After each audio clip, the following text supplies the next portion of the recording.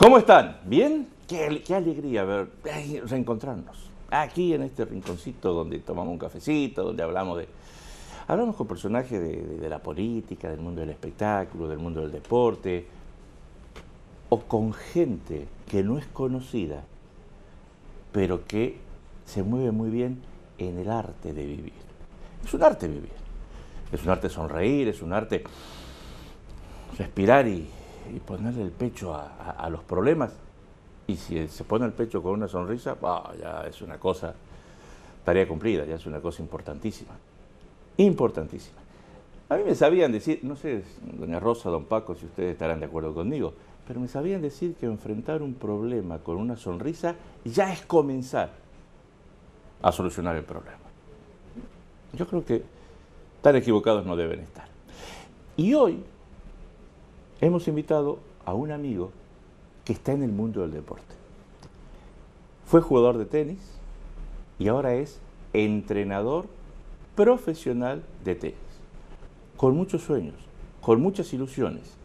Y la gente que tiene sueños, la gente que tiene ilusiones y que tiene capacidad, como es el caso de él, a nosotros nos gusta invitarlo. Hoy está en 12TV Jorge Jiménez Letrado. ¿Cómo le va, don Jorge? Muy bien, muchísimas gracias. Mucha ilusión, te veo así con los ojitos así, Sí. ¿ah?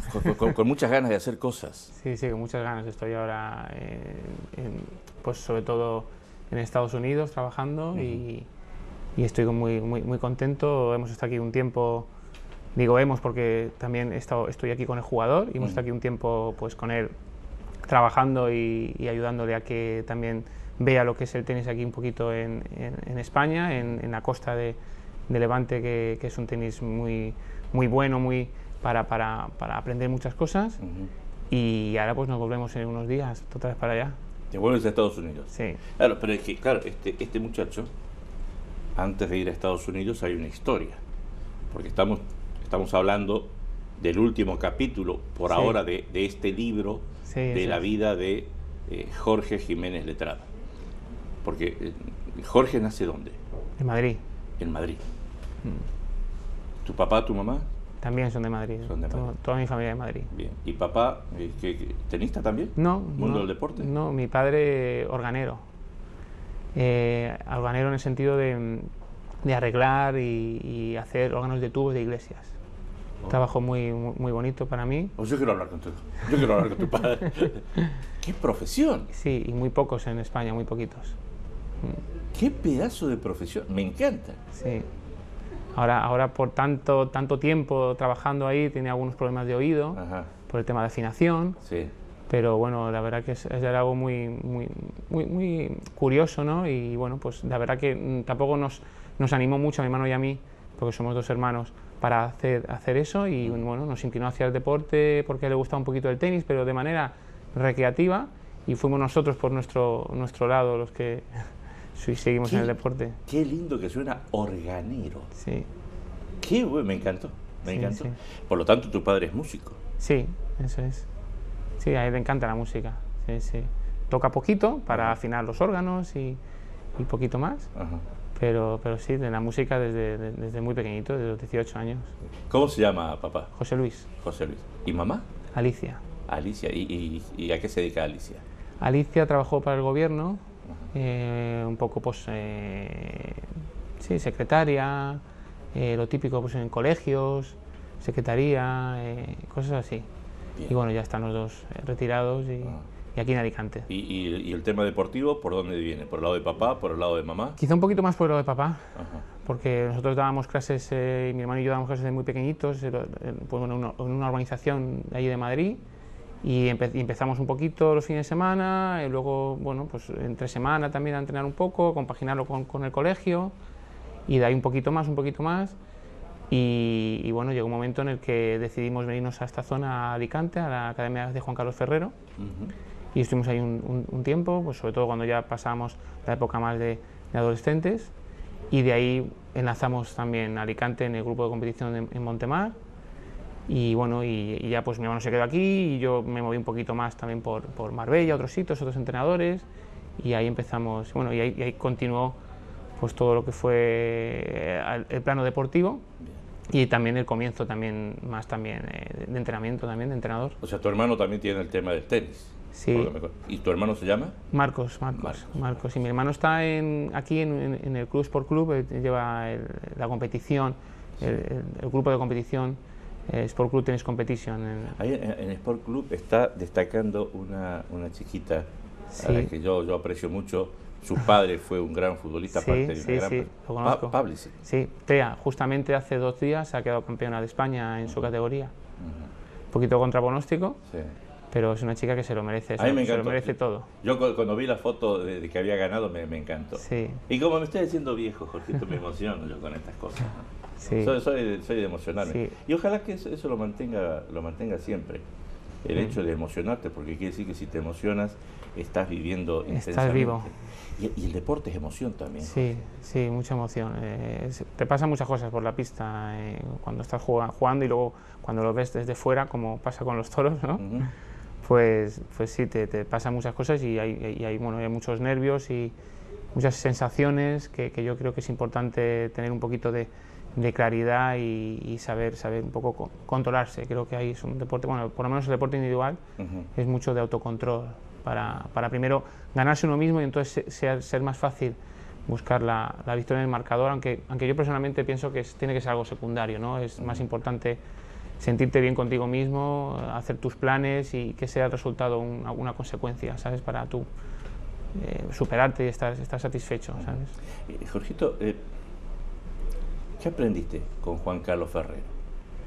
Bueno, yo cuando llegué allí, él todavía estaba a 300 en el mundo, 300 en ATP, en la Asociación de Tenistas Profesionales, Sí.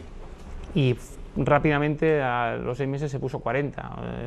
Son jugadores como Rafa Nadal o otros jugadores que de repente suben muy rápido, ¿no? y pasan escalones muy rápido, ¿no? Y bueno, yo lo que viví allí es que él desde el principio lo tenía muy claro. Se denotaba un jugador, un chico adolescente, que lo tenía muy claro, que es muy profesional, y a todo lo que le decían sí como bueno, pues eso, pues haciendo todo lo que le decían los entrenadores, y también muy cuidado pues eso, con la gente alrededor suyo, también cuidándole mucho, porque bueno, ya destacó desde pequeñito, ¿sí?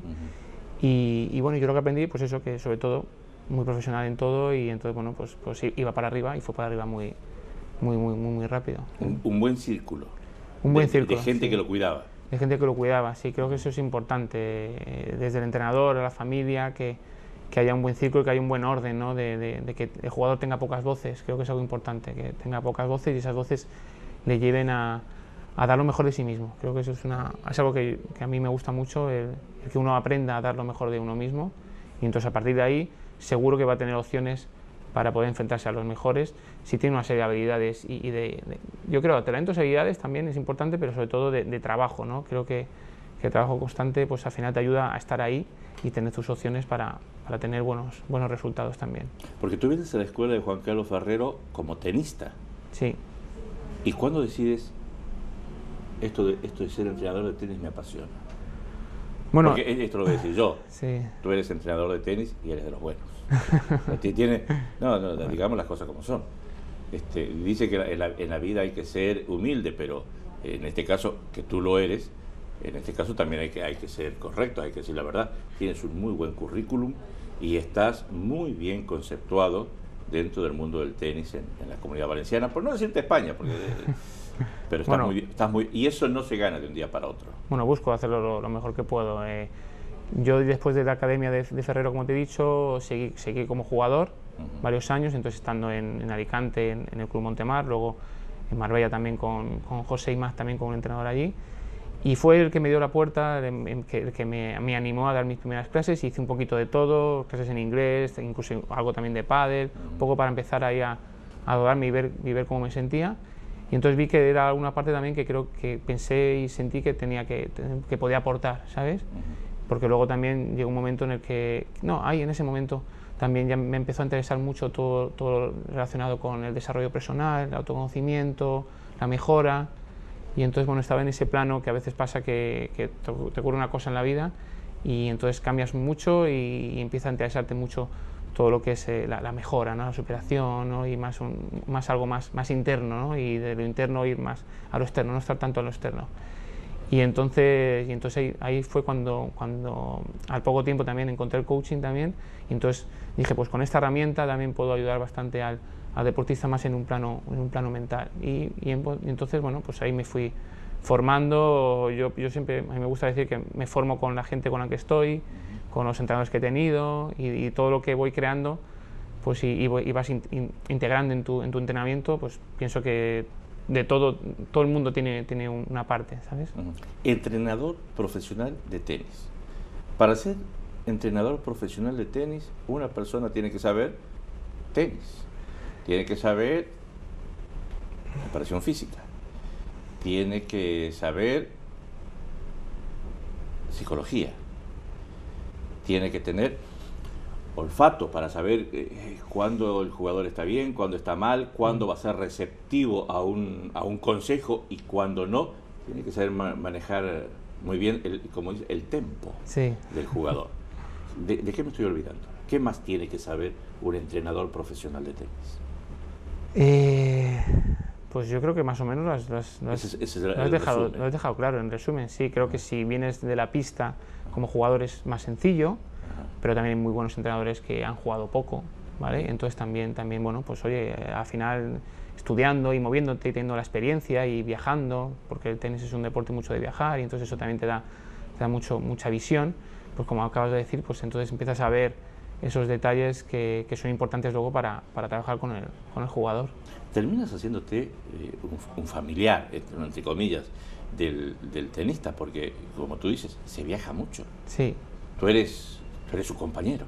Sí, al final haces mucho, y sobre todo cuando estás con gente joven, que yo tenía más experiencia con gente adolescente, pues haces un poco de todo, ¿no? Haces de padre, hermano mayor. Claro. Pero tú eres un chaval joven, ¿cuántos años tienes? 36. 36, sí. Chaval, un bebé. ¿Qué es más difícil? ¿Manejarlo al jugador o manejar el entorno del jugador? A veces más el entorno del jugador. Sí, porque bueno, todo el mundo quiere ayudarle, y lo que ocurre también es que a veces bueno, pues no se tiene la experiencia como jugador y como entrenador para poder ayudarle de manera correcta. Entonces es importante que al final el entorno pues también sepa delegar, bueno, sepa saber dónde están sus límites. Yo creo que es importante eso, ¿no? Y entonces, bueno, pues a veces te encuentras con jugadores, por ejemplo, este último que tengo, pues un jugador difícil, ¿no? Pero bueno, es importante que el entrenador sienta que está respaldado por el entorno, y que tiene el campo abierto para trabajar, y que tiene esa confianza. Eso es importante. Sí. Yo me tomo confianza. Ese defecto lo he tenido toda mi vida. Pero lo hago desde el respeto total y absoluto. El tema del respeto es innegociable. Esa tiene que ser la columna vertebral. Sí. Pero es que hay preguntas que yo te las tengo que hacer porque son dudas que yo tengo. Muy bien. Entonces le pregunto al que sabe. ¿Qué se hace cuando un padre quiere ser entrenador o se cree el mejor de los entrenadores? Porque a los padres les da ataque de entrenador, ¿eh? Sí, muchos. A muchos y muchos, sí. Pues, me estás mirando y me estás diciendo, si yo te contase. Sí. Pues bueno, como decía antes, hay que hablar con ellos. Yo soy una persona primeramente que me gusta hablar, explicar las cosas, y un poco que lo intenten entender, ¿no? Que yo no me meto en su trabajo, y entonces, bueno, pues él tiene que entender que aunque sea fácil y más sea... Porque lo que ocurre aquí es como son normalmente aquí en este deporte los padres los que pagan, ¿no? Claro. Pues entonces bueno, pues todo son los primeros y grandes patrocinadores del tenis. Claro. Entonces, bueno, pues oye, pues es normal que opinen y tal. Yo creo que el entrenador tiene que tener una flexibilidad ahí, ¿vale? Pero también debe de en algunos momentos decir, oye, mira, estos son los límites y estas son las barreras que hay que tener, porque, oye, me has contratado para algo, entonces, oye, pues déjame trabajar, ¿no? Porque a veces cuando te van a contratar tú dices, sí, no hay ningún problema, yo lo voy a entrenar a este chico, pero mis normas son estas. Sí, a veces un poco también, dependiendo de si tienes un poco de conocimiento de a dónde vas, ¿no? Dónde vas a estar, pues un poco quizá lo dejas más desde un principio las normas hechas, y otras veces pues ves un poco lo que pasa si no conoces a las personas, y vas un poco probando y viendo si verdaderamente, pues a mí me gusta mucho sentir si puedo trabajar con ese jugador y si también el entorno me va a ayudar a trabajar bien con el jugador o con el grupo de jugadores también, porque a veces en la academia estás con diferentes grupos de jugadores. ¿Alguna vez te ocurrió, Jorge, que le dijiste al padre, quiero hablar con usted? No lo veo, vamos a decir, un jugador que se llame Pepito. No lo veo a Pepito bien. Necesito que seamos cómplices para que juntos lo podamos sacar. Sí, justamente eso. ¿Trabajas de manera conjunta con los padres Sí, también? sí, me gusta, y aparte creo que es algo necesario, como he dicho antes, para que cada uno sepa su límite y entonces el jugador tenga pocas voces y vayamos en una misma dirección.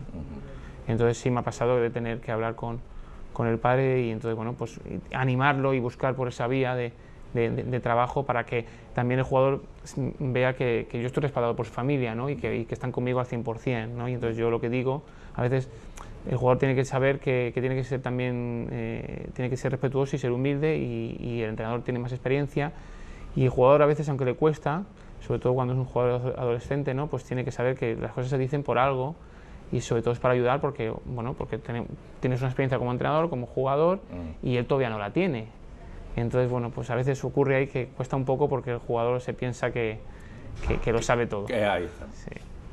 Que ya consiguió todo, ¿no? Cuando en realidad está en pleno proceso de formación. Sí, y además que yo creo que incluso llevándolo al proceso, bueno, incluso estando ya arriba, yo creo que tienes que mantener esa actitud con tu entrenador, porque si no, no lo tengas. Claro. Y entonces te entrenas tú solo. Y tienes que tener siempre abiertas las orejitas y abiertos los ojitos para poder ir incorporando cosas nuevas. Claro, claro. A mí me pasa también como entrenador que me gusta hablar con la gente y con los entrenadores y introducir cosas en mi entrenamiento, porque creo que yo personalmente pienso que estamos aquí en esta vida para aprender, y cuanto más aprendemos mejor. Entonces, oye, pues hay que estar abierto.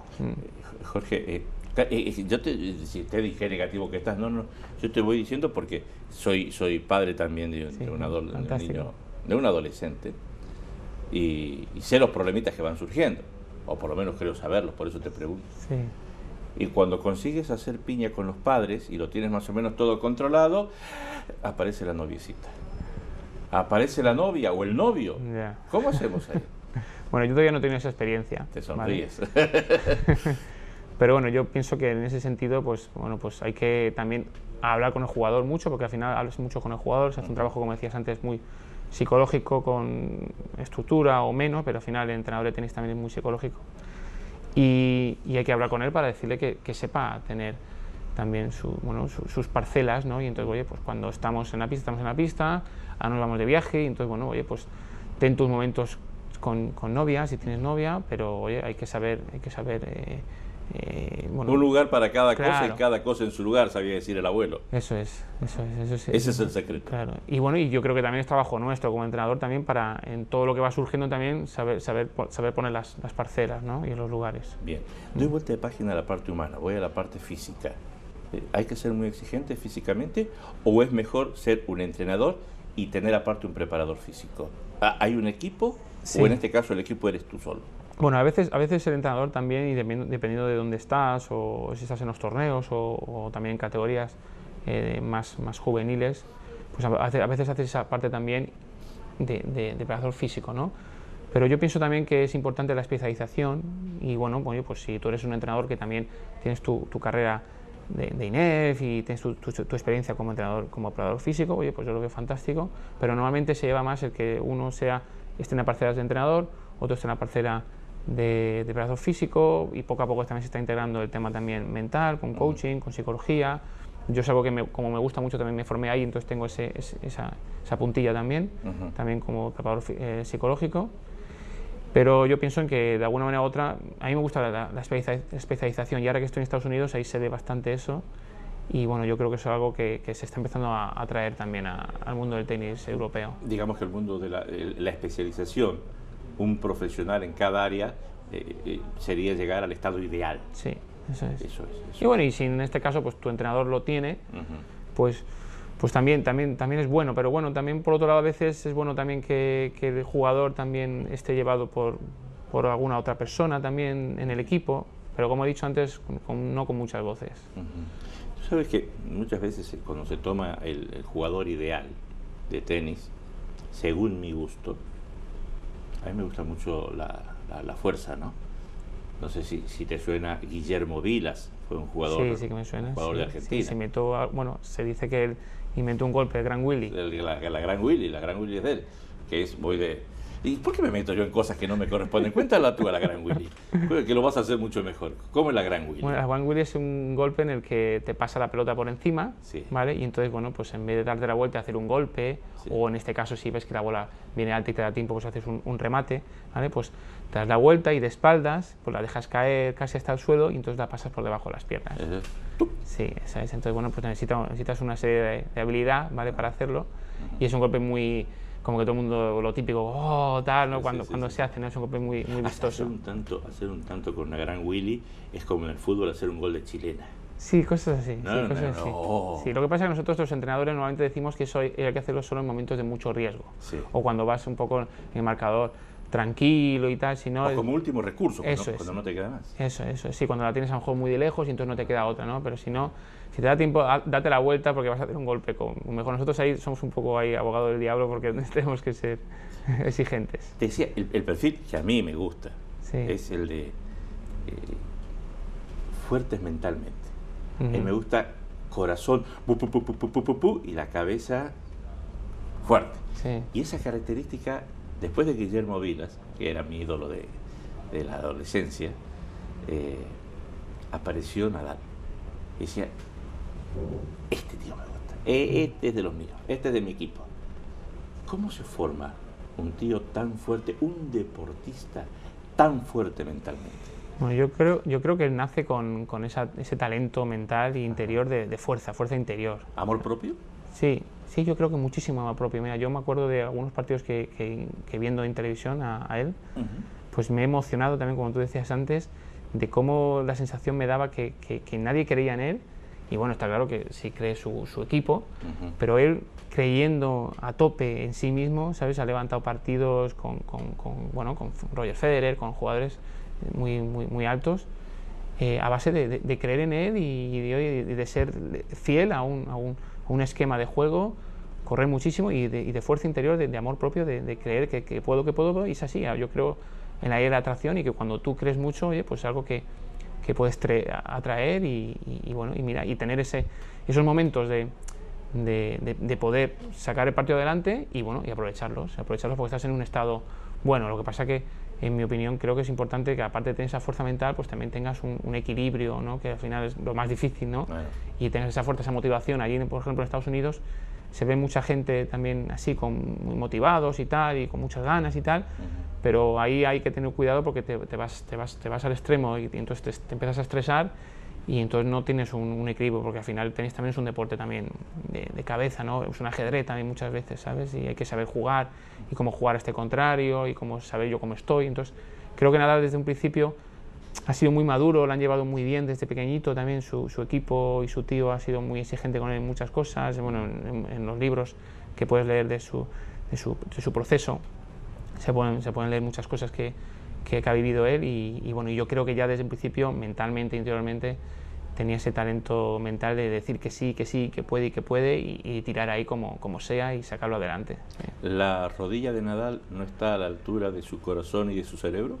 Yo creo que sí, porque es un jugador que desde muy pequeño, pues se ha dado mucha caña, en el sentido de que ha entrenado mucho y ha jugado partidos muy intensos físicamente y entonces, pues siempre ha estado con problemas físicos porque siempre ha tenido una forma de jugar. Exige la máquina. Muy fuerte, muy fuerte, muy exigente, de correr mucho y de correr una pelota más que el contrario. Entonces siempre se ha exigido mucho y entonces, pues lo normal es que... Pero bueno, también por otro lado hemos visto que se ha ido cuidando, le han ido tratando bien y ha seguido ahí. Entonces, aun con lesiones ha estado ahí.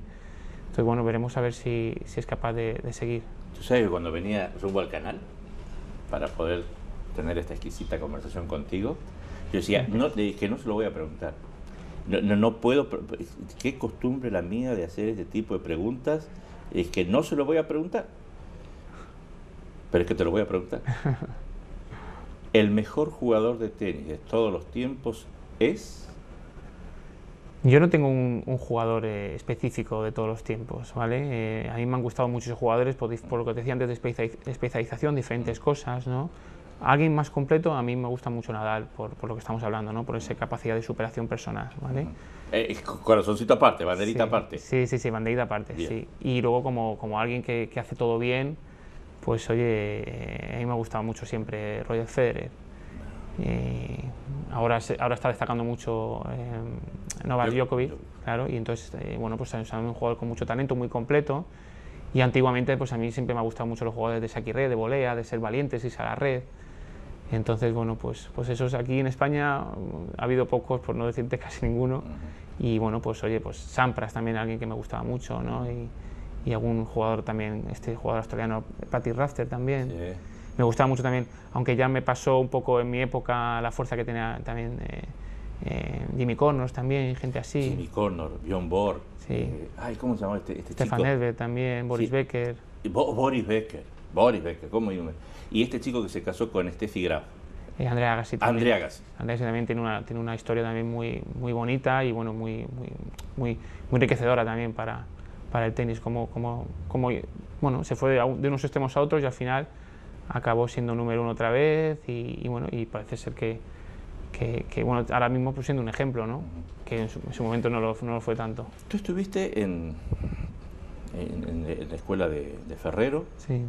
Y después, hazme rápidamente tu currículum. Te vas de la escuela de Ferrero, decides ser entrenador y ¿dónde comienzas a trabajar? ¿Dónde es tu primera vez? Mi primera como vez entrenador? es en Marbella, en la escuela de José Imaz, José Pepe Imaz. Y allí empiezo a dar mis primeras clases, él me ayuda, bueno, me empieza a ayudar para empezar a trabajar con otras personas en muchas parcelas, como decía antes, de entrenador de tenis, pádel, clases en inglés, con niños pequeños, que bueno, que con niños pequeños al principio es algo que son un amor todos y todo es algo que te llena muchísimo, ¿no? Y a raíz de ahí, bueno, pues empiezo a entrar más en el ámbito de academias también, y bueno, pues también trabajo en Villafranca del Castillo, en Madrid, que también es una academia grande de tenis ahí en Madrid. Muy importante. Sí, porque es un colegio también internacional, es un colegio también importante, y de ahí también, pues bueno, también aquí en Montemar, también, en Madrid en la academia de Carlos Moyá también, y también ahí ya en Montemar, también en esos 2 sitios empiezo también a llevar todo lo que era el apartado también mental de jugadores, y bueno, y de ahí pues un poco quiero empezar a trabajar con jugadores más de manera personal.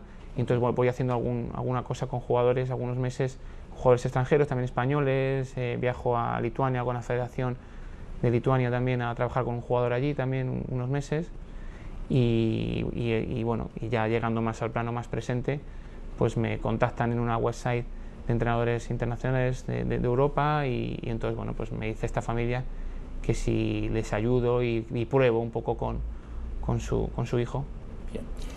El hecho de que te hayan llamado de Estados Unidos para que entrenes a un jugador norteamericano está hablando muy bien de tu currículum, de tu trayectoria, de tu capacidad, pero también del tenis español. Sí, sobre todo del tenis español. El momento del tenis español está abriendo puertas. Lo mismo está pasando con el tema del fútbol, ¿eh? Sí. Ahora ves jugadores españoles en todos los continentes, entrenadores españoles que están en todos los continentes. ¿Es el mejor momento del tenis español? Sí, yo creo que todavía lo sigue siendo.